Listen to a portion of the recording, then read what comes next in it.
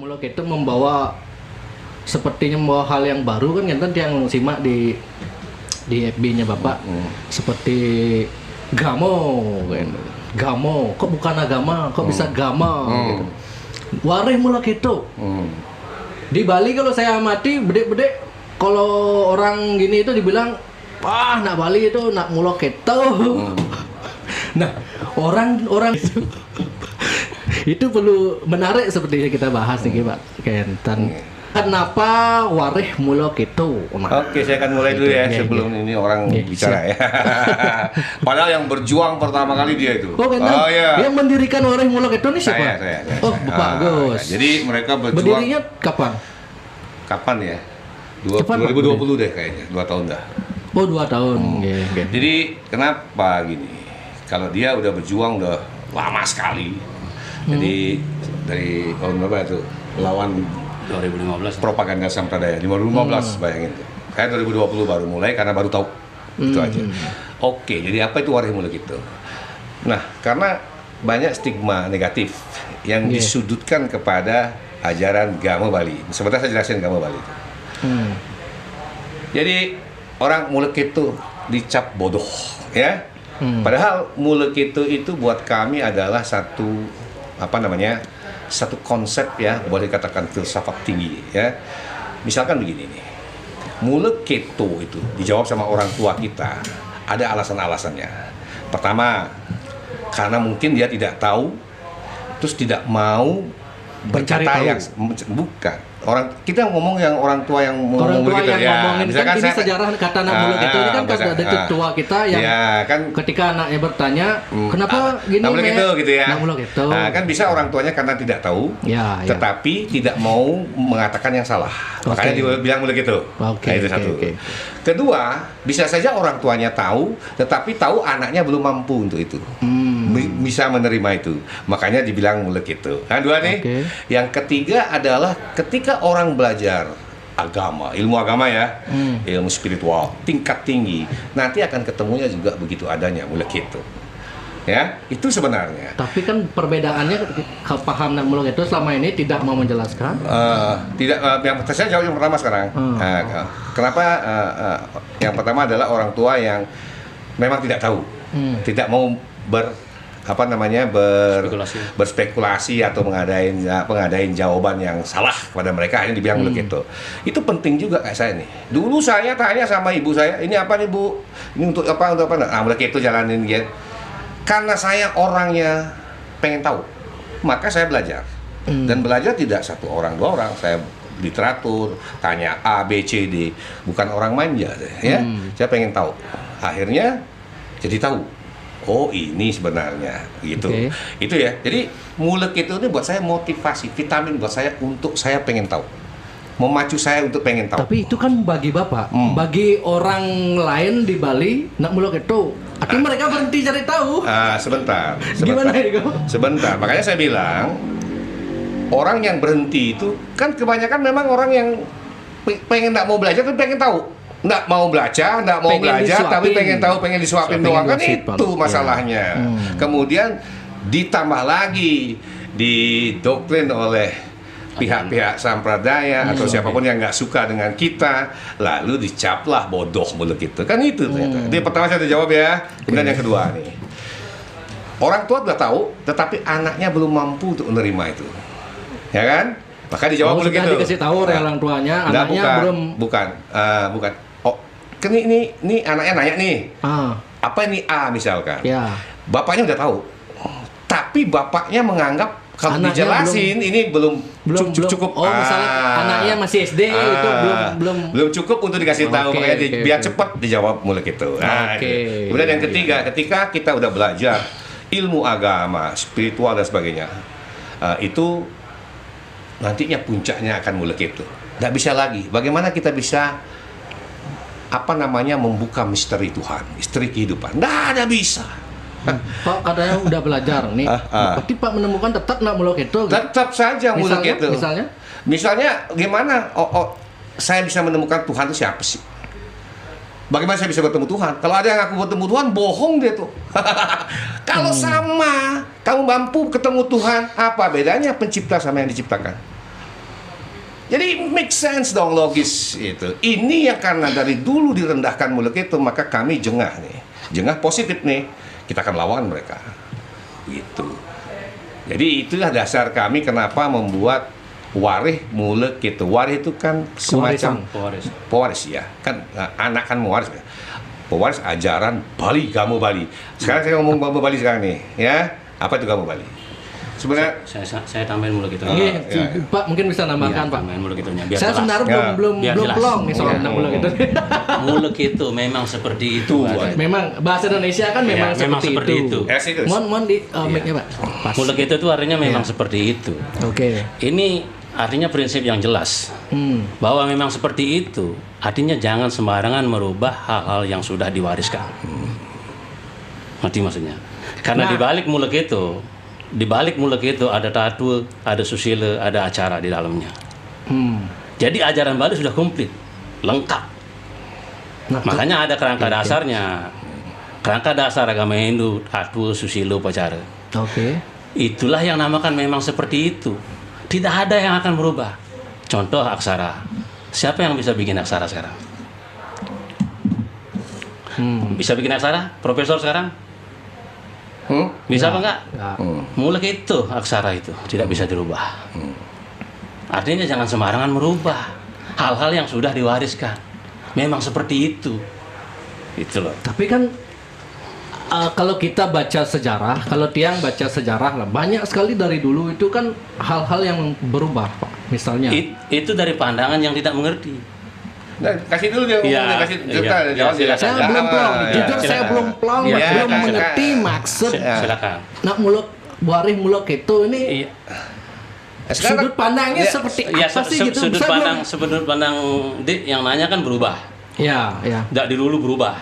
Karena dari dulu kan kita di Bali menganggap tinggalkan paham Nak Muluk itu karena terus kurang berubah. Bali harus bukan semangat mengubah, tapi semangat untuk mengetahui.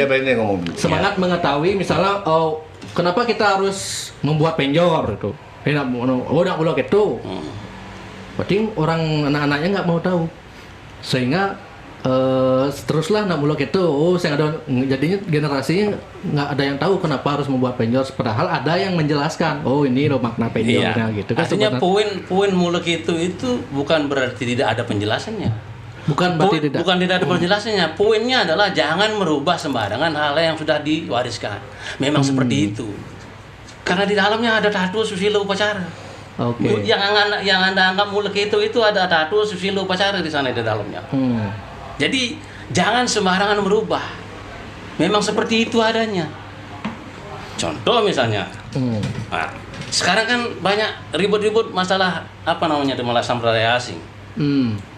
Yang notabene berbeda teologi, 180 derajat berbeda dengan yang kita miliki sekarang. Oke, sebelum kita ke topik sampradaya, saya misalnya ingin tanya, misalnya masalah sistem kasta nih, apakah Nak Muluk itu atau gimana nih Pak? Kalau sistem kasta di Bali, misalnya gimana? Saya jawab ya. Okay. Jadi tadi saya udah jelasin Muluk itu bukan tidak ada penjelasan. Semua agama Bali menjelaskan apapun ada penjelasannya.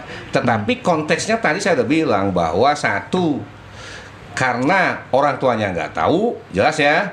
Kemudian jawab Muluk itu menghindari kasih jawaban yang salah, sesat. Itu satu ya. Yang kedua, orang tuanya udah tahu, tapi si anak ini belum bisa menerima jawabannya sehingga biar nggak sesat. Tapi semua ada jawabannya. Sebenarnya semua ada jawabannya. Kamu Bali detail. Ya, itu satu. Kemudian kembali ke kasta sekarang ya. Kasta itu mana ada kasta?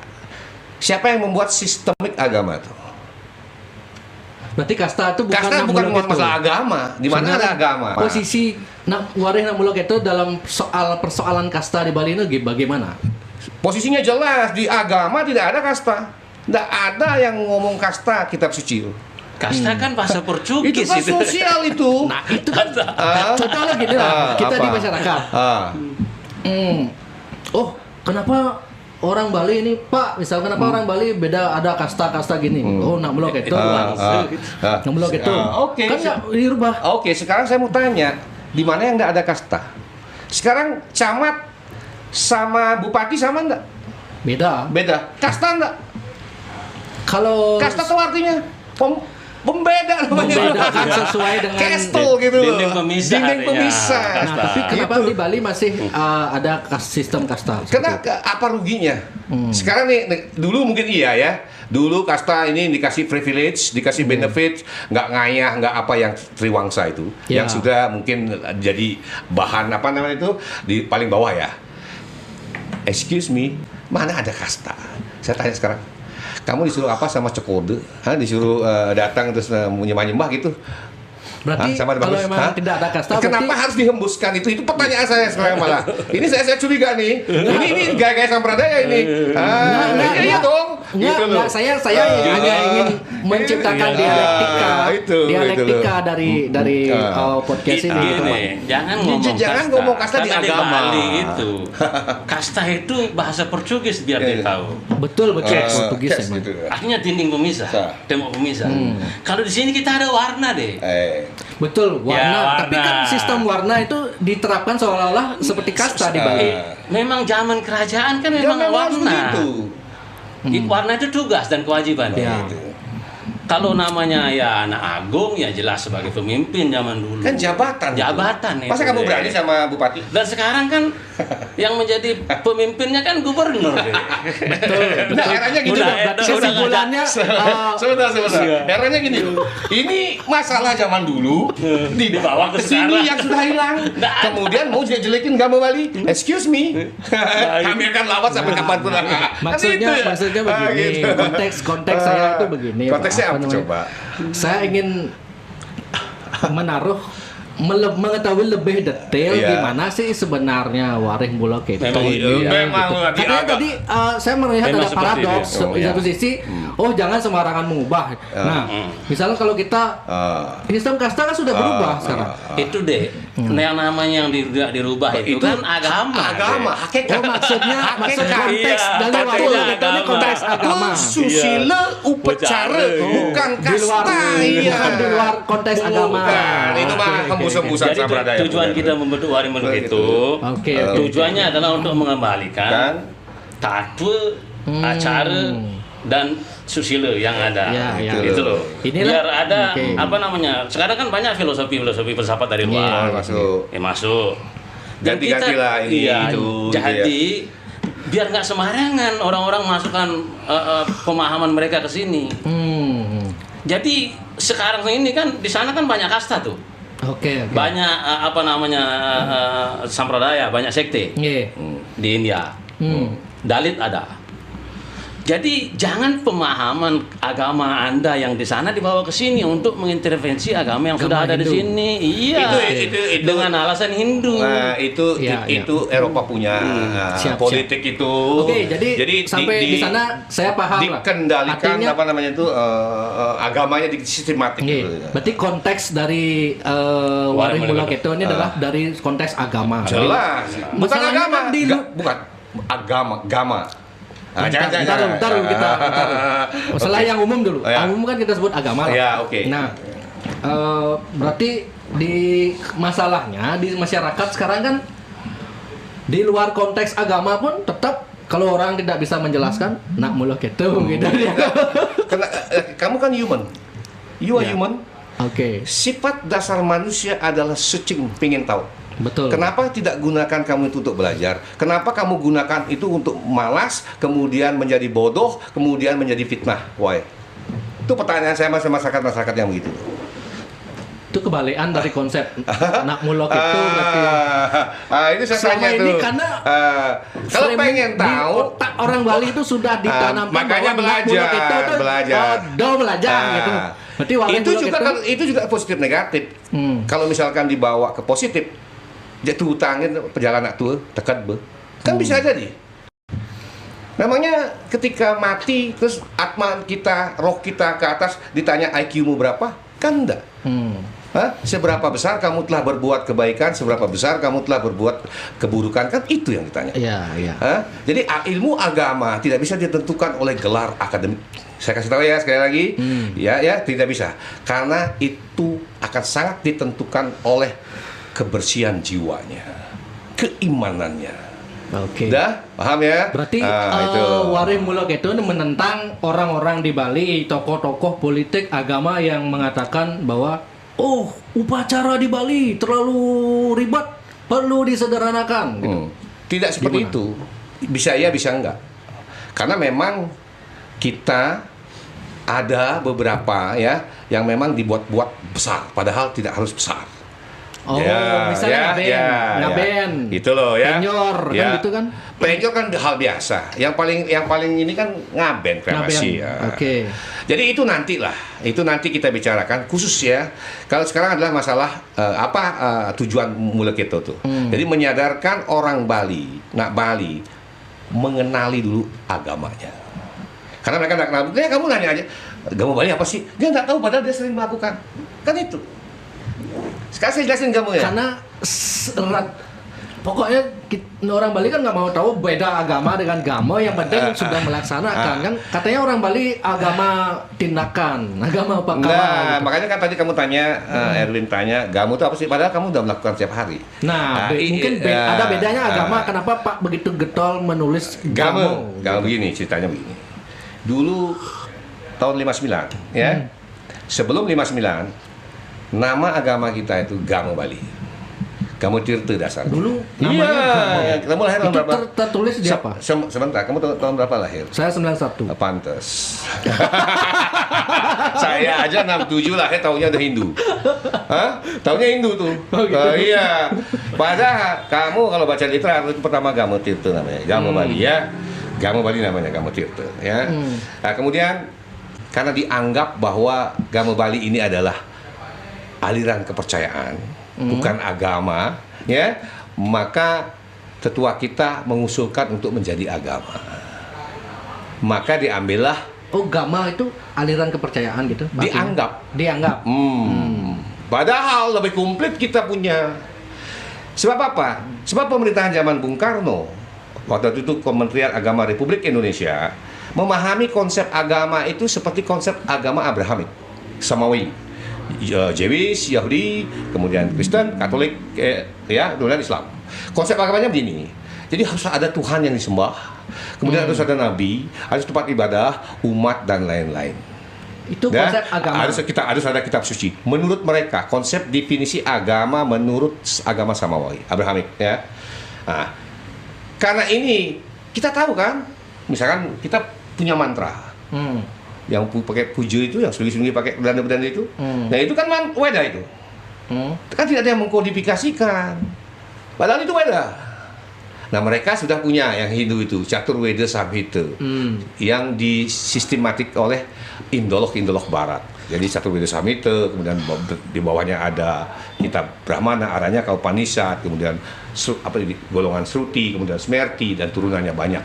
Itulah yang dianggap internasional. Ya, itu dianggap Hindu. Padahal Hindu sendiri bukan agama, paham. Jadi kata Hindu ini menurut Jawaharlal Nehru di Discovery of India volume 20 dikatakan bahwa Hindu itu bukan agama, merujuk kepada teritori dan orang. Nah, kemudian tahun 1830 baru dihembuskan Hindu oleh wartawan Inggris, ada di Britannica Encyclopedia 1830 ya. Nah itu untuk keberagaman agama-agama di India kecuali Islam, Kristen dan Buddha. Dah. Kemudian saya pernah melihat juga dulu ya di video atau apa saya lupa, Vivekananda sendiri berpidato di Amerika mengatakan bahwa sangat ironis disebut agama Hindu itu disebut agama.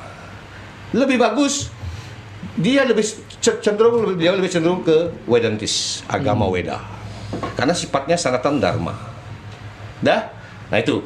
Nah, lalu artinya Hindu itu ada keberagaman. Di India sendiri banyak, nggak ada agama Hindu. Yang ada agama Siwa, agama Krishna, Vaishnava, Sakti, macam-macam. Nah sekarang ketika kita diakui sebagai agama Hindu, maka pertama kali namanya Hindu Bali. Jadi tahu ya, Hindu Bali pertama. Kemudian berubah karena ada kearifan lokal lain, kepercayaan lain di Indonesia yang ingin masuk Hindu karena dilabeli animisme dan ini Barat punya kerjaannya. Jadi semua kepercayaan kita dianggap animisme. Padahal punya kitab sendiri, punya Tuhan yang disembah, punya umat. Ada 22 agama Nusantara, ada ratusan adat penghayat kepercayaan di Indonesia, di Nusantara tuh. Nah itu, jadi karena ini pengen masuk jadilah Hindu Dharma Indonesia. Nah, kemudian kata Hindu dan Weda ini dipakai pintu masuk oleh aliran asing sampradaya, lalu ingin merubah-rubah sesuai mengacaukan semua sesuai Weda. Weda apa? Itu asal ditahu ya, Erwin tahu. Jadi ini yang kita mau lawan nih. Weda itu sesungguhnya tidak dapat didefinisikan. Weda itu firman, wahyu Tuhan sama Weda dengan Tuhan. itu semacam Weda itu seperti wahyu. kitab bagawan kita atau bukan Weda? Weda itu wahyu. Katanya kitab suci Weda. Nah, kitab suci Weda kemudian dibukukanlah oleh indolog Eropa. Jadilah Catur Weda Samhita, golongan Sruti namanya. Kemudian Rigveda, Yajurveda, Atharvaveda, kemudian Samaveda. Kemudian ada lagi setiap Catur Weda itu ada kitab turunannya, ada Brahmana, Aranyaka, Upanishad. Nah itu juga digolongin Sruti padahal ditafsir nih. Kemudian ada golongan Itihasa nih. Bhagavad Gita, Ramayana, Mahabharata di dalamnya ada Bhagavad Gita. Kemudian naik kelas lagi Bhagavad Gita nih jadikan Sruti Pancamaweda. Ini kan tafsir mereka. Weda India itu. Kita punya Weda. Kita punya Tattva, banyak lontarnya. Susilo, Pecara, banyak kita punya. Komplit kita punya. Lalu kita dianggap tidak Weda. Harus Wedanya dia gitu. Excuse me, no way dulu, oke sekarang ada wadah begitu, enggak bisa. Kita akan lawan terus. Tuh ya, paham ya. Jadi adik harus paham, ngerti dulu ajarannya, baru bicara kemudian untuk membela mereka. Jadi ini saya nggak ada membela. Ya, jadi soalnya saya biar jelas aja, mana media-media yang bela-bela mereka, saya pengen jelas aja biar ini tahu deh, gitu. masalah gamu deh. Gamu Bali, gamu Dirute. Jangan lupa, dasar kata agama itu gamu. Agak dasar Asal katanya itu gama. Gama. Iya. Artinya apa? Tradisi yang diturunkan. Makanya di Gama Bali, Gama Tirta ada igama, agama, ugama, 3 di sana ada. Itu loh. Jadi asal katanya memang gama. Agama itu Bali harus menyebut agama gama. Makanya Gama Bali. Gama Bali karena kita Gama Muslim, Gama Nah, itu kita tahu. Jangan bawa. Kita punya konsep begini. Iya. Gama itulah konsep keyakinan daripada Bali. Konsep keyakinan loh. Di dalamnya ada igama, agama, ugama. Igama itu hidup. Sama dengan tattva. Intelektual. Ya, intelektual. Udah atas mainannya ya. Nah, kemudian agama ini moralitas. Aturan-aturan. Ugama itu lelaku, pacara dan sebagainya. Lelaku kita. Ngayah dan sebagainya. Completely. Tapi di KTP detail. agama tetap disebut. Nah, ini kan itu bicara masalah kita bicara nasional, negara. administratif Kalau di itu. administratif. Karena kata agama itu diambil dari Bali, dari makanya Gama Bali itu ada igama, agama, ugama. Jadi kata agama itu memang dari Bali awalnya. Karena Hindu dari Bali. katanya agama paling tua kan. Saya nggak ngomong Hindu itu adalah keberagaman agama di India. Kemudian Nusantara berarti itu. warga Bula kita tak mengenal Hindu nih berarti. Saya mengatakan Hindu hanya karena nurutin undang-undang aja. Berarti di Bali apa namanya? Gama Bali namanya apa lagi? gitu. Begini saya kasih tahu ya, Nusantara. Berarti nggak ada agama Hindu nih berarti. Saya bingung jadi. Ini deh. Berarti Gini, tidak ada. Gama Bali itu sama dengan Hindu Bali. Oke. Sepanjang kata Hindu ini tidak dipakai untuk merusak Hindu Bali, maka silakan pakai Hindu. Tetapi kalau dipakai untuk pintu masuk kata Hindu itu untuk merubah-rubah Gama Bali, kami tidak akan pernah mengakui Hindu. Paham ya? Nah, karena kamu tidak paham susah. Jadi begini, simpelnya Hindu adalah keberagaman agama-agama di India. Sementara Nusantara adalah keberagaman suku bangsa, Indonesia. aliran, kepercayaan, kemudian keyakinan di dalamnya juga. banyak punya kitab sendiri, harusnya agama, tetapi terbentur oleh konsep definisi agama menurut pemerintah, ya harus ada ini, kemudian dilabeli animisme, dinamisme, maka tidak disebut agama. Akhirnya ikut ke agama internasional seperti Hindu, Islam, Kristen gitu loh. Biar paham ya. Itu. Jadi kita itu tidak pernah ribut ketika pernah enggak Hindu Bali. Biar kamu tidak bingung ya. Saya tidak bilang agama Bali. Hindu Bali pernah enggak kita ribut dengan agama orang lain? Punya sejarah ribut enggak soal agama? Kita di Bali. Sering di Indonesia di Bali kita ngomong Bali. Sering. Apa? Orang Bali mana pernah ribut sama agama lain? Konflik masalah ekonomi terutama kan. Agama ngomongnya, jangan ekonomi agama sekarang. Saya tanya Misalnya agama ada orang di Bu Desa itu, kasus Bu Desa. Itu kan konflik dengan orang gini. Ini kan baru nih. Jangan ngomong Bu Desa deh. Dulu sejarahnya pernah nggak ribut dengan agama lain? Orang Bali. Kalau sejarahnya kebetulan nggak pernah. Oke. Bahkan di pura ada dalam Mekah kok. Nyamu ada nyamu selam, ada lawar selaman. Begitu berarti kita punya ajaran jauh melebihi toleransi. Udah melampaui, udah nyamu gitu. Jadi buku sejarah yang mengatakan bahwa masuknya Majapahit. Dulu kan pasti ada ribut kan pasti kan. Majapahit kan Hindu Jawa masuk ke Bali.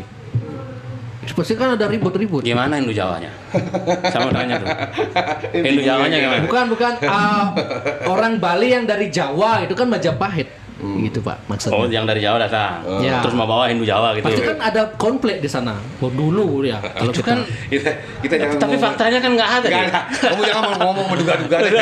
Nggak, saya nggak menduga. Saya ada referensinya lihat Pak. bukunya sejarahnya seperti apa sih ngomong ada konflik agama ada. Konflik agama enggak, tapi kan konflik kekuasaan Memang tidak disebutkan di buku itu tidak ada konflik. Cuman kan kalau masuk orang lain masuk menguasai pasti ada pertumpahan. Ya jelas lah, tapi kan bukan agama. Bukan konflik agama, politik kekuasaan.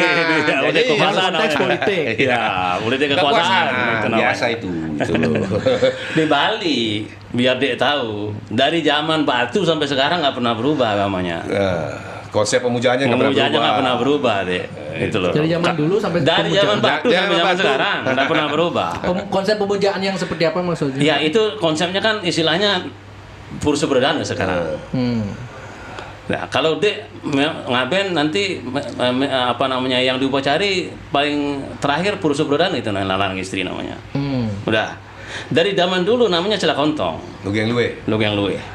Nah, itu ada Lingayoni, ada Siwa Buddha, ada Purusha Berdana sekarang, dan aksaranya nggak pernah berubah, angka itu. Jadi luas deh. Kalau saya jelaskan mungkin susah karena dia nggak ngerti. Artinya pemujaan di Bali dari zaman dulu sampai sekarang itu tidak pernah berubah. Mungkin ada pengetahuan yang bertambah pengetahuannya. Akulturasi budaya ya. Esensinya tidak pernah berubah. Hakikatnya nggak pernah. Iya. Makanya sekarang dia ke Pura Besaki di level ke-6 di sana. Di sana juga ada apa namanya pelinggih Kiwetengen atau Ratu Pendem Mimi Perdana dan Ratu Puncak Bapak Akase. Jadi tidak pernah berubah dari aksara dwi aksara angah itu. Purusha Berdana. Nah, itulah yang dinamakan Aji Sangkya.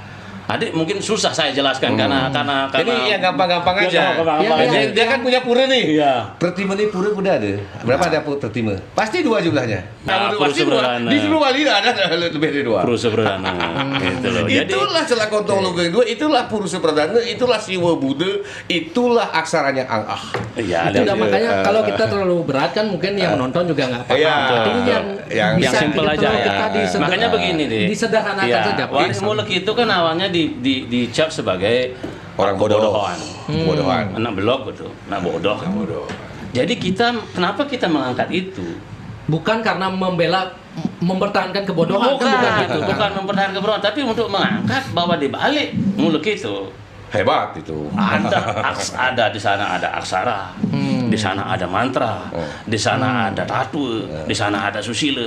55.000 loh manuskrip ada di sana. Yang diterjemahin baru sekitar 2.500. Di balik itu. Jadi saya mau mengangkat yang dianggap bodoh ini. Jadi kan kita anak Bali mulek itu belum. Semuanya dianggap bodoh. Dan ritual-ritual pun dianggap tamasi. Ritual yang tidak satwi, tidak efisien, segala macam. tidak simpel. Inilah tujuan saya membentuk untuk menangkal tafsir-tafsir Hindustan gitu yang datang sekarang. Makanya saya podcast di tempat lain kan sudah dari 10 hampir setahun yang lalu menantang Profesor Sambradaya untuk berdebat. Jadi nggak match kalau misalkan siapa Erwin ya. Jadi kalau saya jelasin Erwin nggak bakalan bingung. Tapi kalau yang paham Weda kita jelasin debat enak gitu loh. Gini, kalau saya dari konteks sederhana aja Pak, artinya menangkapnya gitu begitu. Artinya kan di Bali, saya dengan konteks realita di lapangan lah. Kalau di Bali itu kan banyak sekali orang-orang ingin mengubah tata titi orang beragama seperti itu. Misalnya konsep upacara yang terlalu ribet ingin disederhanakan. Misalnya upacara disederhanakan seperti itu. Nah, saya jawab. Nah. Terus apanya yang disederhanakan? Apa yang mau disederhanakan? Karena di Bali itu ada konsep niste, madya, udama. Sudah dijelaskan sebenarnya. Yang niste ini dibagi 3 lagi, nistaning niste, nistaning madya, nistaning udama. Dan itu madyaning niste, madyaning madya, madyaning udama. Utaming niste, utaming madya, utaming udama.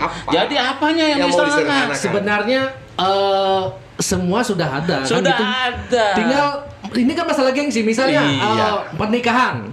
Kok upacaranya kan sebenarnya sederhana sekali sebenarnya. Betul. Karena gengsi lah membuat orang Bali itu harus gini. Tapi kalau punya kan enggak masalah deh. Kalau punya enggak masalah. Kalau punya misalnya kan kalau dia buat upacara besar, berarti dagang celeng payu deh. Betul, dagang talu payu, dagang siap payu kan. Karena ada upacara. Betul.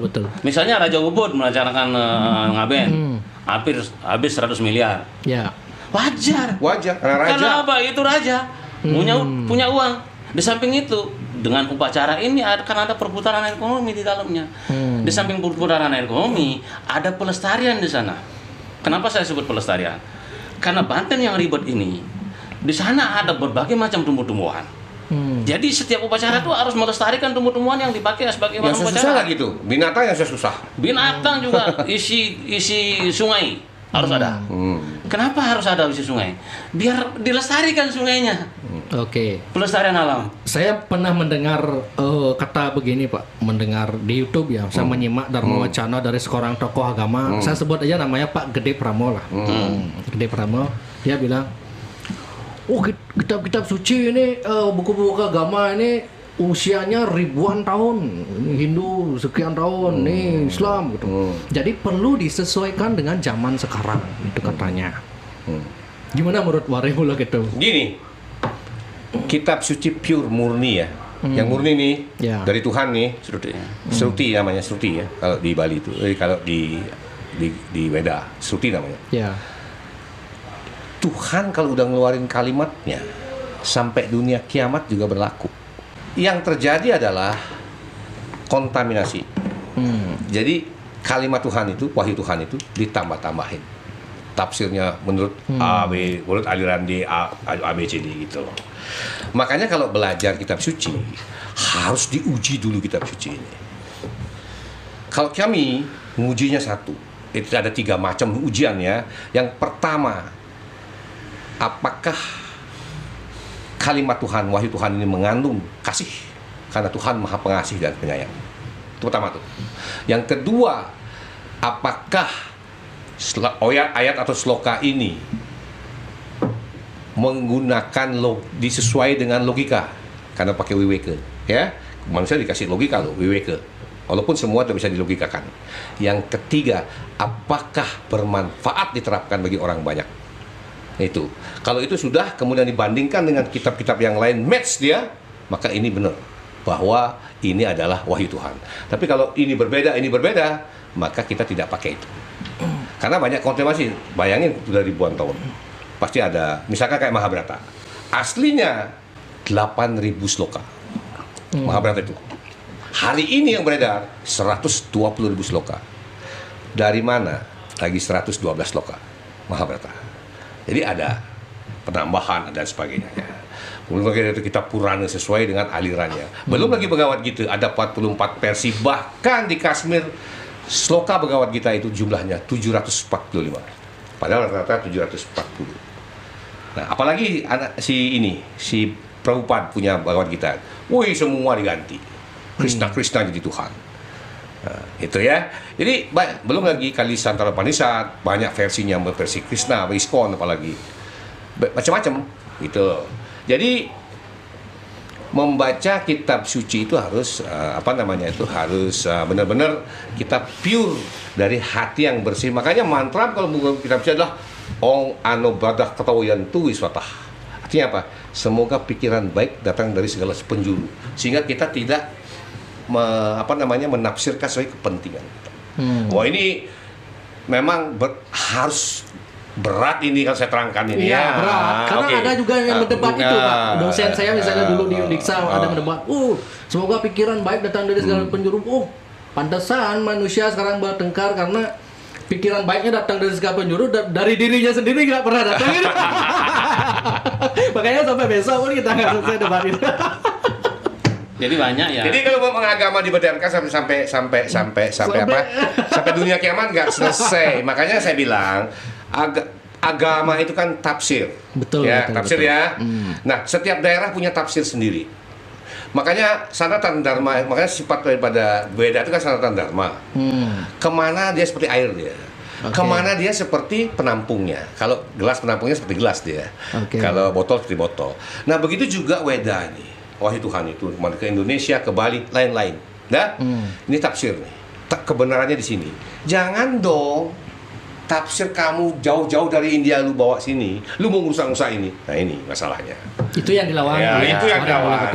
Dan tidak sesuai lagi, bertentangan lagi. Itu. Nah, sekarang saya ingin tahu konsep tujuan orang beragama menurut Wareh Muloketo itu apa sebenarnya? Simpel tujuannya. Apa? Tujuannya adalah menjadi pribadi yang baik. Trikaya Parisuddha itu aja tujuannya. Kan orang bilang moksa.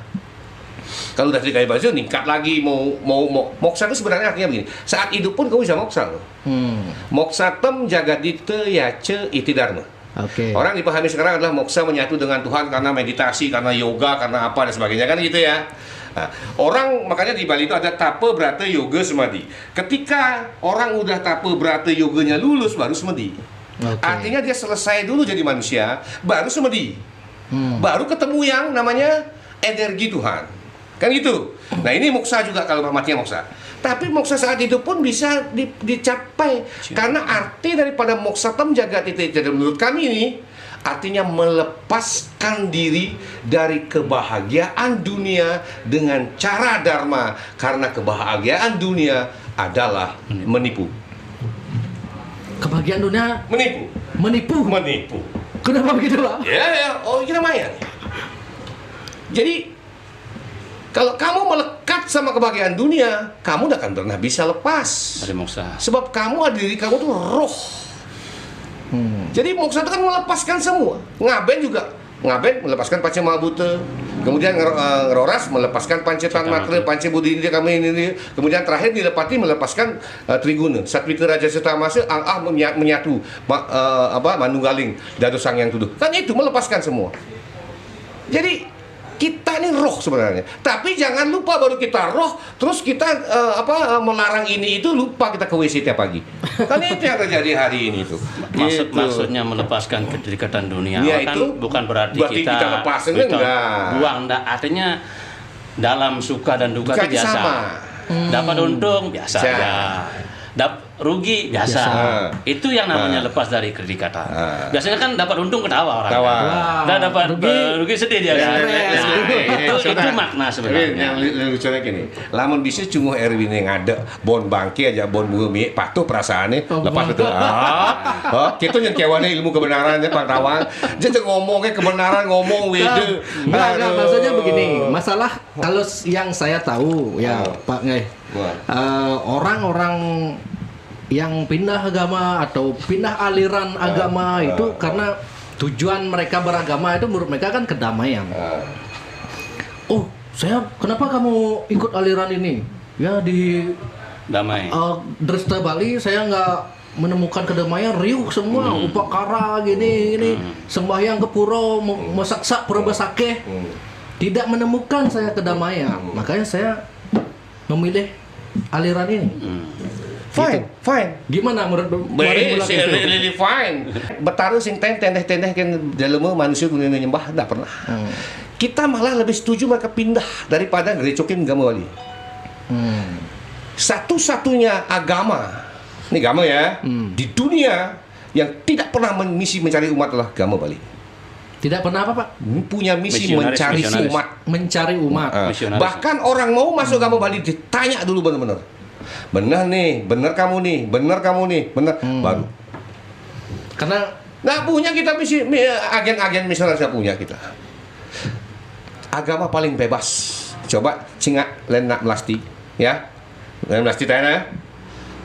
Kini pemangku nih negak ngeleneng, anak-anak terus yang baru nih, sebelahnya nih, nak cewek melalung bule biasa. Pura, Dinis Mandala nak main kopiok biar tidak diizinkan juga tidak melarang. Sultan terkatah itu salah satu ciri kamu Bali. Jadi membebaskan. Karena apa? Karena Tuhan juga membebaskan. Siapa yang ciptain kejahatan? Siapa yang ciptain kebaikan? Hukum Tuhan itu kan seimbang. Hukumnya itu. Jadi semua milik Tuhan. Jadi apa hak kita untuk melarang? Makanya yang melarang main bola-bolaan adalah hukum kitab sucinya negara, undang-undang. Saya itu karena di Niste Mandala itu ada Rua Binede itu kamu harus tahu tuh. Ada hitam putih di situ, apapun ada. Tapi kalau udah masuk Madya Mandala lewat Canti Bendar itu udah Madya Mandala itu udah happy. Nggak boleh main kopiokan di Madya Mandala, nggak boleh.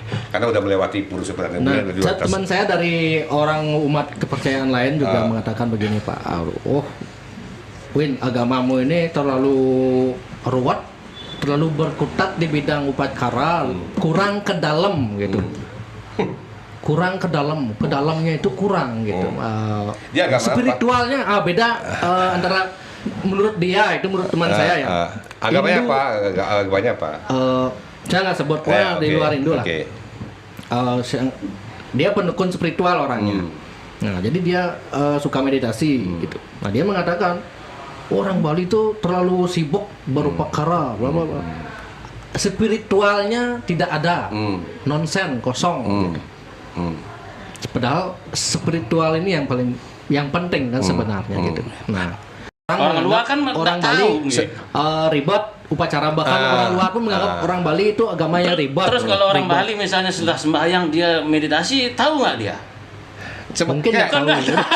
Sebentar. Kenapa meditasi menjadi ukuran kebenaran? Itu pertanyaan saya tuh. Kenapa meditasi menjadi meditasi, Pak? Spiritual. Spiritual apa? Spiritual artinya apa? Coba menurut saya ya. Menurut saya. Mungkin kalau salah bisa Pak luruskan biar saya tidak terus. Spiritual itu artinya itu loh.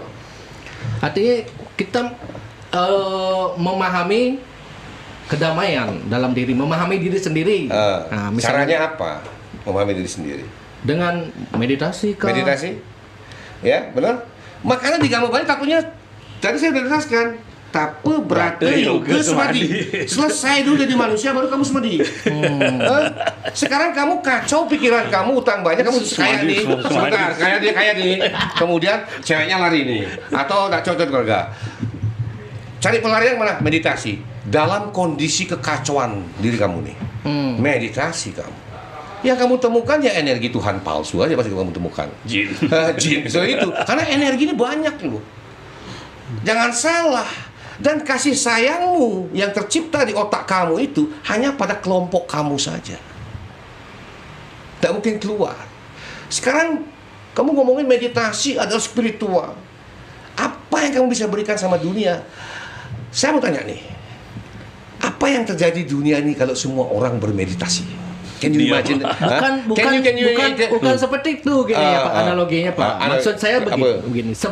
Bukan berarti meditasi terus begitu. Ya, Pak. Artinya kan manusia itu bergerak, sebelum bergerak kan dari pikiran dulu. Pikiran yang menggerakkan kita berbuat apa. Sekarang saya tanya, untuk menjernihkan pikiran ini kita ngomong ilmiah sekarang nih. Itu sebenarnya perlu meditasi biar kita kamu bergerak sekarang, secara Erwin, jernih, kamu berbicara secara jernih, Iya, seperti iya. itu maksudnya. Ya, Pak. oke. Apakah meditasi buat kamu tuh hanya diam, duduk, pikiran ke pusat, itu aja? Kalau cari konsep umum ya, Iya. tapi secara banyak perdebatan menulis pun termasuk meditasi katanya. Meditasi itu kan sebenarnya definisinya hampir dengan kontemplasi. Oke. Tapi secara ilmiah pemusatan pikiran untuk mencapai rasa nyaman kebahagiaan itu, ya tidak harus apa menduduk bernafas atau ini tidak harus itu, Ya. tidak harus itu salah satunya. Kamu ngatur rencana, ya dengan perasaan senang. Atuh, dari sires ane melingi riki di tengah rencana sebesari dumugi rahayu triloka berbuaswan mugi di tengah bla bla bla bla bla, meditasi. Nyaman kamu. Jangan salah. Itu termasuk meditasi juga. Iya, jangan Menurut Bapak itu kan ilmiah, tanya dokter. Tanya orang hipnotis, master hipnotis. Ilmiah saya ngomong enggak pernah pakai referensi, pasti referensi. Enggak ngawang-ngawang saya ngomongnya. Jadi pemahaman yang penting. Jadi gini. Orang lain merendahkan ajaran kita, kenapa kita harus ngikutin dia? Orang dia enggak kenal ajaran kita kok. Sama kayak saya tinggal di Jakarta. Saya tinggal di Jakarta nih. Ngejot nih dulu nih, tahun 92 nih. Put, lu mau kasih siapa tuh? Katanya. Apaan tuh? Gitu ngomongnya. Musik tuh katanya. Ya, dia ngasih jin dan sebagainya. Gua tanya, lu pernah lihat jin nggak? Itu gua tanya gitu kan, lu pernah lihat jin? Kalau lu pernah lihat sama gua. Baru gua berhenti sama dia. Intinya begini bro, saya bilang. Coy, itu coy zaman 92. Ini coy. Gua ngasih, gua berhak menerima. That's it. Mati dia. Tergantung kita bagaimana jawab mereka kok. Ngapain kita menuruti orang-orang yang merendahkan ajarannya yang mereka tidak kenal ajaran kita? Iya. Kan gitu. Intinya begini deh. Kenapa di Bali diciptakan ritual seperti ini? Alasannya. ini apa? Kenapa diciptakan ritual seperti ini? Bali nggak punya kekayaan tambang deh. Nggak punya apa Pak? Tambang. Nggak punya tambang. Tambang nggak punya kekayaan Oke. apa alam yang lain tidak punya. Jadi untuk menjaga sustainability di Bali, kekayaan alam di Bali, untuk menjaga apa namanya itu lingkungan di Bali, maka kejeniusan leluhur Bali menciptakan ini untuk perputaran ekonomi, dua pelestarian alam. Nah Ini itu menurut tafsirnya Bapak? Atau ada ditulis? coba deh. Kalau kita coba pikirkan, Ya, tafsir. sekarang saya kasih jelaskan. Nah, setiap pura dibangun pohon beringin, tujuannya apa deh? Tahu? mungkin Pak bisa jelaskan. Ya. Itu artinya apa? Satu, pohon beringin akan menyerap air di musim hujan dan akan mengeluarkan air di musim panas. Jadi apa? Leluhur kita. Oke, Makanya kamar oke, tidur oke. air penting. Karena 70% tubuh kita adalah air deh. Makanya setiap pura dikasih pohon beringin. Dan itu juga dikasih pohon bambu di setiap tanah-tanah yang miring agar tidak longsor dan juga menyerap air di musim hujan. Jadi leluhur kita itulah agama Tirta deh. Untuk sustainability, untuk kehidupan kita. Berarti- Jangan congkak kalau nggak ada air orang tuh seminggu meninggal itu. Itu satu. Dua, pohon beringin itu untuk merubah CO2 menjadi oksigen. Itu untuk Anda hirup gratis. Itu makanya pura. Kenapa pura sampai di puncak gunung? Agar tidak dirusak. Takut orang merusak kalau udah ada pura di sana. Iya. Kalau itu sudah seperti Freeport sekarang. Semua pada ditambangin gunung-gunung dibongkarin, dicari emasnya. Tapi Bali tidak akan pernah seperti itu. Kenapa? Karena ada pura di sana. Sudah. Nah itu perputaran ekonomi deh biar tahu. Diciptakan sistem di utama. Kenapa orang kaya harus besar upacaranya? Keadilan dong. Karena itu orang Bali Agama tidak bersedekah, ya. Di Bali tidak diajarkan untuk minta-minta deh. Di Bali diajarkan kamu bos siap berumbun laku. Ubuh celeng laku. Itu perputaran ekonomi. Karena Subsidi silang. Orang kaya berritual, orang petani buahnya jadi laku untuk di upacara, peternak juga laku. Jadi itu konsepnya deh, perputaran ekonomi. Kalau bicara realitas sekarang, Busong alat-alat upacara datangnya sudah dari luar Bali sekarang, Pak. Justru harus bersyukur bisa membantu orang lain demi upacara Itu di satu Bali. bersyukur. Kedua, kita memang ngapain? Nggak berusaha busung. Salah siapa? Jangan salahin orang lain. Luar dengan jana, kenapa nggak kita gitu? Lalu terus ada ngomong gini, orang lain, orang Bali punya maraan, orang Jawa bekerja keras. Yang marah ada 4 juta penduduk Bali memang semua marakan ini. Itu yang membuat Pak protes di Facebook kemarin. Salah satunya. Jadi ngapain sih selalu ngerendahin kita gitu loh. Udah terkenal ke orang Bali, rajin-rajin. Saya ini udah keliling dunia loh. Orang Bali rajin-rajin. Jangan salah, saya merantau kemana-mana, termasuk luar negeri. Ini kabel pesiar berdua tahu. Saya Jakarta lama tinggal di Semarang, di Sumatera juga lama tinggal. Kalau ngomong Bali kamu, orang udah welcome. Nah Bali ya, sini apa butuh ya? Apa artinya itu? Hasil apa itu? Itulah karakteristik orang Bali, hasil dari apa? Ajaran para leluhur yang namanya agama Bali. Jadi kita nih harus bangga jadi orang Bali. Jangan rendahin. Kalau nggak pernah merantau mungkin susah mungkin merasa gitu. Karena saya merasa orang Bali malah. Iya. Padahal orang Bali di sana terkenal. Oke. Di luar negeri terkenal orang Bali. Lihat orang semua. Orang Bali kata dalam buku saya baca itu agama persembahan katanya Bang. Jadi kalau kita mecaru itu kan persembahan sebenarnya. Saya jawab sekarang ya. Agama persembahan. Oke. Tanya sama ahli Weda. Weda bicara apa? Weda bicara persembahan dan persembahan dan pengorbanan. Weda. Seluruh Weda. Jadi jangan dikira hidup ini enak. Suka duka lara pati. Sukanya cuma bersih. Terlalu jelek pengorbanan.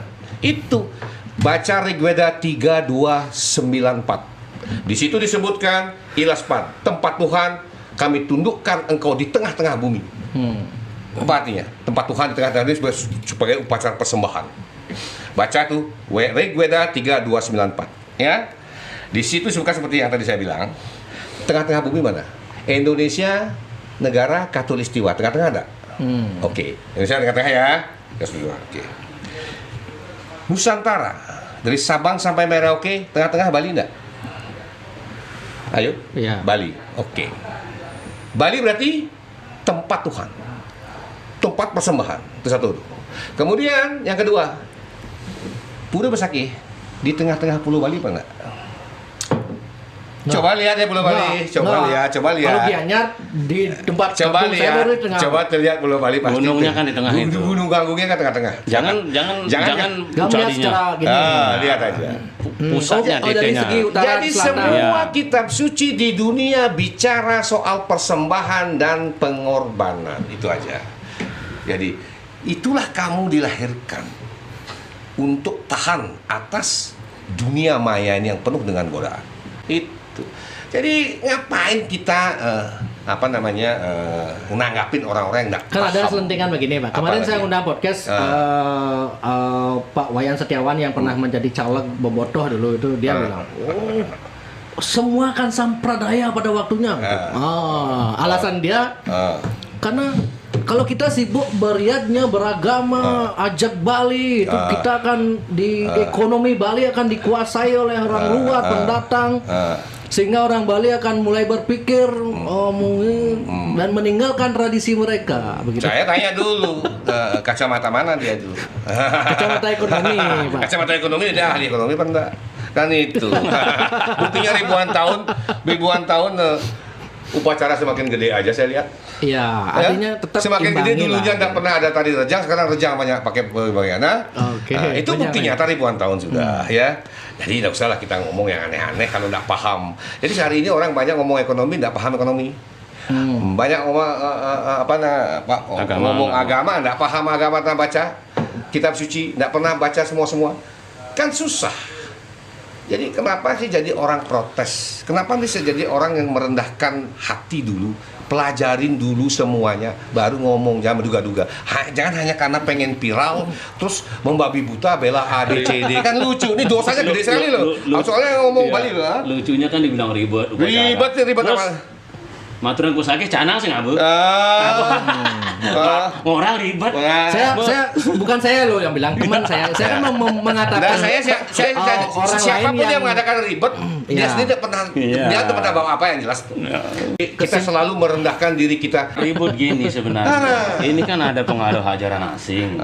Semuanya tamasik dibilang. Daging tamasika. Yang bilang tamasik, suruh sebutin diri gue itu. Yang nggak boleh mengorbankan binatang. Suruh tantang orang boleh gitu. Ada nggak satu sloka mantra diri gue yang mengatakan bahwa tidak boleh mengorbankan binatang? Ngapain pakai yadnya sapi ke? Termasuk sapi yang Pak sebut ini. Iya, kuda dulu. Gimana tergantung pacarannya. Itu bisa menawar Dharma Sastra banyak. Suruh dia baca lagi. Jangan baca-baca kitab Purananya. Di Bali kan orang Bali sangat mengagungkan sapi. Tidak boleh disembelih. Orang Bali siapa? Orang Sampraya gitu nah jelasin. Yang kita tahu selama ini kan itu berarti itu salah Pak ya? Ajaran kita paling hebat. Tidak pernah. Berarti orang Bali kapan dimuliakan binatang itu, kapan itu dimakan. Orang Bali pun sebenarnya boleh makan daging sapi. Saya makan daging sapi. Ngapain? Ada upacara namanya Titi Mama itu. Iya. Titi Mama itu kan harus ada pakai kulit godel itu. Ya. Gitu. Terus kalau kulit godelnya dipakai, terus dagingnya dibuang gitu kan? Enggak lah. Dimakan. Gitu. Dan itu di Bali-Bali kuno kan ada pengorbanan sapi. Nanti kalau misalkan mau jadi sulingge atau apa, ada aturannya lagi. Nggak boleh makan ini, nggak boleh makan ini. Itu lain lagi. Orang kita nggak agamis, makan-makan aja. Orang binatang diciptakan untuk dimakan, kok bukan untuk disembah. Itu aja. Itu pakai logika sehat. Ini dah masalahnya. Ada tafsir Hindustan ini. Hindustan itu maksudnya Tanah India. Hindu yang dibawa pengaruh India. Ya. Itu sampradaya Hindustan. Bayangin aja nih. Kita bergaul nih, nenek moyangmu, nenek moyang gue bergaul sama dagang kain dari India. Agamanya agama Hindu India. Pernah ribut nggak? Enggak. Dia pakai patung Dewa Siwa apa? Pernah ribut nggak kita? Enggak. Datang sama Tuhan kita, sok-sok anak bawa agama Sai Baba. Udah nyala-nyalain kita. Kan kita ribut. Nah dulu orang-orang tetangga kita, dagang kain India, nggak pernah ngurusin agama kita. Kita santai menyambut sama dia. Ini kan masalah semua Tuhan kita soeda. Dan mengkonversi lagi kemudian nyala-nyalain kita. Ini kita ribut. Dia yang cari gara-gara. Nah, Bali polos. India di Sulawesi patuh segala macam. Nggak pernah kita ributin. Kita bertetangga sama orang Arab beragama Islam, orang India beragama Hindu, kemudian Tamil, Sikh, Nusantara itu santai. Dan sekarang jadi rusak, kita dituduh anti India. Excuse me. Mereka ini semua tahun kita yang sok weda.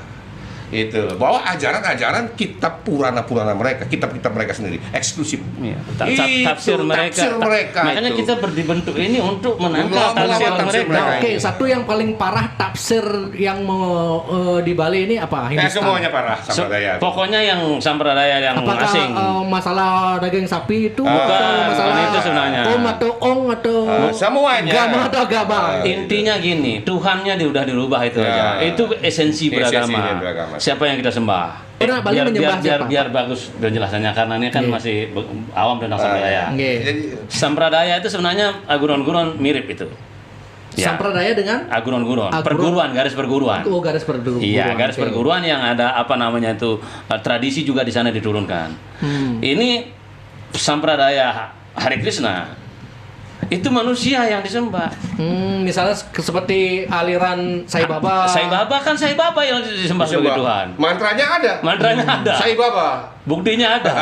Arati itu. Arati. Iya, Arati. Makanya dia melakukan arati namanya persembahan kepada Sai Baba itu dianggap sebagai Tuhan. The Lord of Universe. Tuhan alam semesta. Jadi itu yang dibawa ke sini. Hare Krishna juga sama. Chaitanya Mahaprabhu. Iya, Tuhannya Chaitanya Mahaprabhu. Jadi itu yang dibawa ke sini. Pantas nggak itu? Itu esensi gitu. Kemudian nggak ngelarang yadnya sapi ke, nggak boleh mengorbankan caru.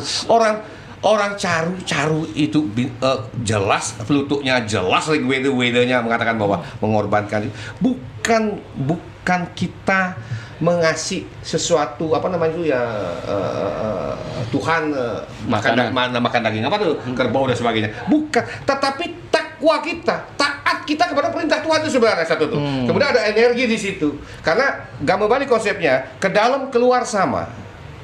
Gitu loh. Kalau kita makan daging ya kita kasih itu. Kalau kita makan butuh alkohol ya kecil alkohol juga.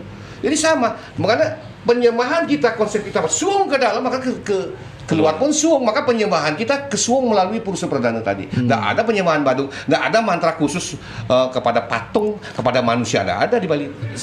Dia kan harus tahu. Saya Setiap sembahyang kan mengenal juga paham Buddhis kan Buddha itu kan ada juga menyembah biksu. tapi Itu beda jangan konteksnya. salah deh. Kita Tidak ada di Buddha itu kan anatta, konsepnya kosong.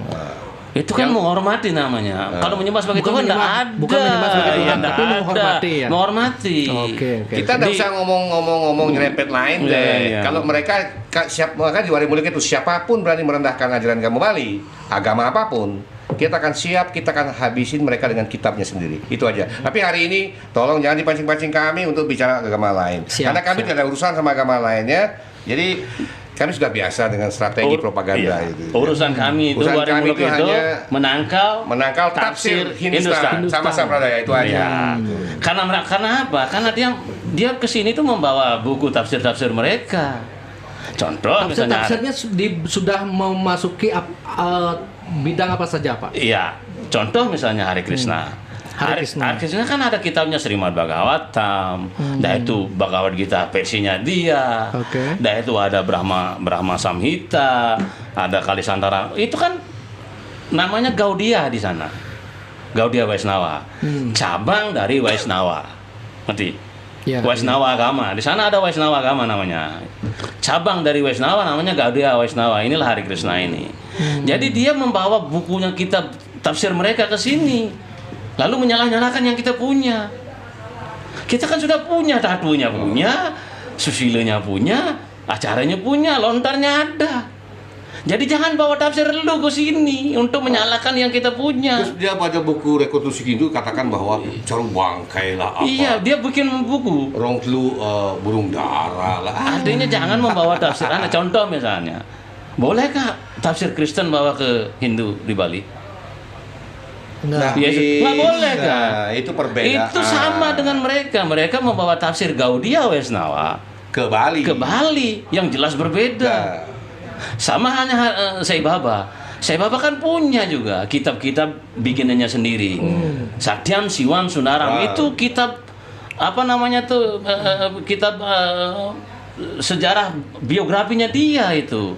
Itu dipakai ke sini. Kan nggak bisa. Raju namanya dia. saya dari kecil waktu saya TK SD itu sudah melihat di rumah-rumah tetangga itu ada foto Sai Baba gitu, Pak. Itu sudah dari dulu, Mas. Dari dulu doktrinnya tuh pakai foto, tapi orang kan bilang, oh ini mbah guru kayak gitu. Ini apa namanya tuh menghormati guru. Dulu tapi apa- kalau ditelusuri masuk ke dalamnya, itu bukan menghormati guru saja, tapi dianggap sebagai bapak, sebagai ibu alam semesta, sebagai Tuhan, Lord of Universe. Masa orang yang begitu ya kau anggap Tuhan? Terus masuk ke Bali nggak bisa, karena Bali itu sembahyang kan di pura deh. Nah, sekarang pura itu dasarnya apa? Itu perlu dipahami. Makanya orang bikin pura itu ada dasarnya. Itu loh. Makanya saat ngeruak namanya, ngeruak bikin pura kan ada ngeruak istilahnya nih. Ada nasarin namanya di sana. Aksara Dasarnya semua itu aksara itu. Oh, itu. Dari Ongkara, Angkong Mang, Sang Bang Tangangi Nama Siwa. Itu dasar dari Ditanam di pura-pura. Ditanam. Jadi kita masuk pura itu siapa yang kita sembah sudah dijelaskan dalam aksara itu. Gitu loh. Tidak bisa kita menyembah manusia India ke sini sebagai Tuhan. Jadi jangan bawa tafsir-tafsir dulu ke sini. Makanya gini, agama adalah tafsir dan kebenaran itu sesuai ruang dan waktunya. Oke? So, jadi you punya kebenaran, silakan you pakai situ. Silakan lu mau ngapain. Tapi jangan bawa kebenaran you ke sini karena sini juga ada kebenaran. Oh, Nah, masalahnya itu, ya. karena mereka membawa kebenaran. Iya, Kebenaran. atas nama Weda, padahal Weda nggak bilang begitu. Jauh dia kontradiksi sama Weda. Itu loh. Ya, berarti adanya Wari Muluk itu untuk melawan itu. Melawan Tapi ini kami. dampaknya bagi masyarakat Bali kan selama ini Muluk itu dianggap itu sesuatu yang negatif. Nah, Bukan karena gitu. dianggap negatif, makanya kita angkat sekarang. Oh, perlahan disuarakan, ya. diberikan pemahaman yang ternyata benar. Wari Muluk itu orangnya seperti ini loh. Nih. Siap. Nggak perlu agamis jadi Nggak orang perlu bermanfaat iya. gitu aja. Artinya- Makanya kemarin dia telepon saya, Om Swastiastu, udah ada Om sini. Itu. Sekarang pelan-pelan kita menangkap Wari Muluk itu. Oh ternyata orang-orang Muluk itu begitu menjelaskan agama. Artinya orang-orang paham gitu loh. Nah, Wari Muluk itu. Bapak berdua Wari Muluk itu sadar nggak ini akan menjadi kontroversi di Bali? Nggak Karena apa-apa, ya kontroversi gitu loh. Nah, jadi yang kita sampaikan kebenaran, ada referensi, ada rujukan macam-macam, dan ini kebenaran kami dan kita punya rujukannya, silahkan saja. Tetapi kami pun juga tidak bisa memaksakan. Iya, Ya. artinya memberikan pemahaman tapi tidak Jadi memaksa. kalau saya gitu. kami tidak sampaikan ke hadapan publik ini, kami salah.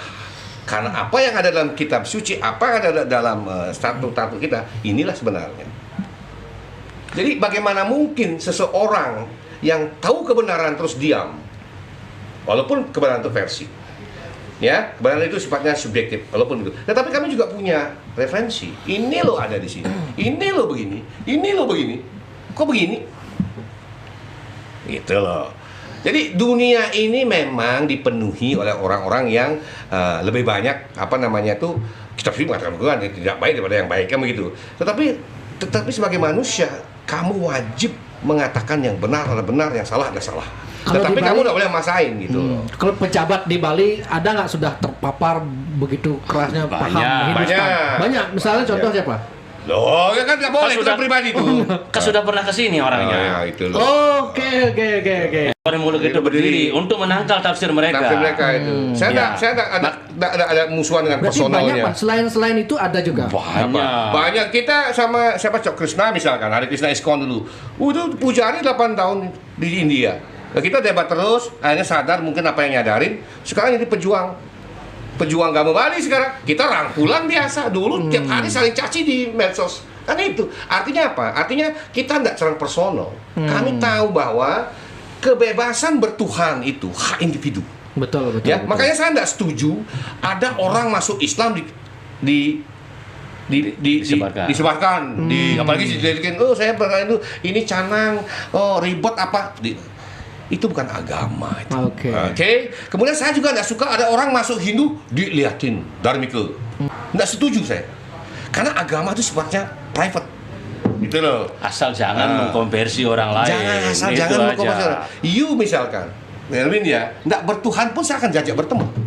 Asal jangan coba-coba merusak agama kami itu ya. Ya Bali. Saya membaca bukunya Pak siapa itu ya, Putus Setia kalau nggak, yang jadi sulingnya sekarang itu. Paham Muluk itu nih bukan pokoknya ada ya buku saya baca. Muluk itu ini dianggap karena orang Bali itu jarang sekali menerima ceramah-ceramah penjelasan tentang agama mereka sendiri gitu Pak. Tapi Itu saya kan- syukur juga ada Bapak itu kan- Putu enggak, Agus itu kan di begini. medsosnya sering memberikan penjelasan. Begini, kami itu sebenarnya bereaksi kan, sebenarnya konsep belajar orang Bali itu kan, agama Bali itu kan bukan begitu. Bukan begitu Pak. Bukan begitu. Jadi Weda jelas mengatakan bahwa Weda takut dengan orang bodoh. Dah? Jadi itu jelas tuh Weda tuh. Takut dengan Orang bodoh karena akan menyerang dirinya sendiri. Itu ada tuh mantranya tuh, ya. Nah itu. Di Bali diturutin itu. Makanya Weda mantra sulingih itu tenget ajeweru sifatnya. Tidak boleh sembarangan kecuali kamu sungguh-sungguh belajar baru dikasih. Tuh, Tapi ya. faktanya di Bali banyak orang sulinggeh ini. Sebentar, nah itu dulu kita ngomong dulu nih dulu, ya, oke. ajaran asli kita nih, konsep belajar kita. Makanya di Bali nggak pernah ada anak kecil belajar mantra, karena bisa landadi ini konsepnya. Karena tadi juga ya takut sama orang bodoh, takut digunakan untuk hal yang nggak baik. Makanya jelas catur asrama di Bali itu dulu benar-benar dilaksanakan Brahmacari. Kemudian Grihasta, kemudian Wanaprasta, kemudian Sanyasin, Bicuka. Benar-benar dilakukan ini. Artinya ini satu kesatuan yang tidak boleh dicampur-campur. Hari ini kita lihat anak kecil belajar Bhagavad Gita, sulingnya karaoke. Coba pikir tuh, tahapannya udah nggak cocok. Jadi kalau udah sampai biksu sudah harus lepas dong duniawi, ya kan? Anak kecil tidak cocok belajar Bhagavad, itu dokter baru bisa belajar Bhagavad Gita. Sekarang diperlombakan, kan lucu. Jadi ini konsep-konsep Abraham yang dipakai. Kalau mereka pakai ya silakan, itu baiknya. Nah kita enggak, jangan disama-samakan. Tahu Itu. nggak, Bhagavad Gita itu isinya kan Brahma Widya. Brahma itu. Widya dan Yoga Sastra Yoga itu Sastra. udah tingkat tinggi itu. Itu kalau di kampus Brahma Widya itu S3 itu. Jujur saya sampai sekarang dari mahasiswa tuh mumet kalau buka Bhagavad Gita. Jangan Pak buka kalau itu. Lebih baik saya baca jangan buku sesat nanti kamu. esai, sejarah gitu. Kalau buka Bhagavad Gita Pak, jujur mumet saya. Ini deh, tujuan Gimana? hidup itu kan tadi moksata menjaga itu jadi kamu ya. Ada dua sebenarnya jalan dari Tuhan tuh ya. Jalan kegiatan kerja dan jalan perenungan. Nah, kemudian soal catur asrama tadi itu ya, kan masa biksu ke sulinggi ya menjadi sannyasin. Dan harus tahapannya dari ini udah selesai lu baru ini kan itu ya. Nah ini ada wujudnya juga ada ndak. Yang maksud saya wujud apa enggak? Wujud itu disucikan dengan banten, didikse jadi sulinggi wujud. Kemudian yang enggak, yang memahami kata taning dasa aksara, memahami siwa yang angga sarira, dia juga brahmana, jangan salah. Walaupun tidak disucikan. Nah ini jangan salah ya, itu. Jadi seorang brahmana sebenarnya ruh ring kata taning dasa aksara. Jabul lawan jero, ruh ring siwa ring angga sarira. Baru seorang brahmana sebenarnya tuh. Itu loh. Ini harus paham. Jangan hanya mencari wujud aja silingi, tetapi masih duniawi, masih pengen ini pengen itu. Nah itu kan ini yang terjadi hari ini. Karena apa? Karena konsep benar gama Bali dilanggar semua. Itu Oke. ya, paham ya? Siap. Oke. Oke Pak. Oke. Sepertinya sudah 1 Ya. jam lebih nih kita ngobrol. Perjuangan dari Wareh Muloketo ini saya tujuannya baik dan artinya. Cuman ada kendalanya pasti ada lah, bahkan kekeliruan yang ditangkap oleh media, apalagi Pak bersuaranya lebih banyak di media sosial kan. Makanya kita perlu sering ngobrol begini Pak, biar masyarakat terbuka, Wareh Muloketo itu ternyata seperti ini loh. Saya pun sebelum ngobrol sama Pak, Wareh Muloketo apa dia bisa Wareh Muloketo dan padahal nak Bali ini kan menghindari paham nak Muloketo. Oke, sukses dikit Pak nih. Semoga kedepannya perjuangan Bapak untuk melawan paham Hindustan semakin bagus lah kan. Oke, makasih. Sukses Rahayu ya.